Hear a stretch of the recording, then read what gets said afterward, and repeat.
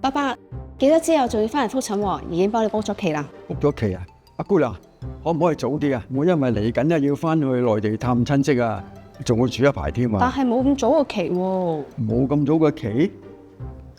家嫂啊，我遲啲咧會同阿哥咧翻內地探下三姨婆啊，仲會住一排嘅。點知撞正香港呢邊咧就要覆診，我都唔知點算。係啊，你之前講過話可以翻內地覆診嘅，係咪？係啊，你咪合資格攞長者醫療券去指定嘅大灣區醫療機構度睇醫生嘅。嗱，你可以用醫健通 App 申請跨境健康記錄，好簡單嘅咋。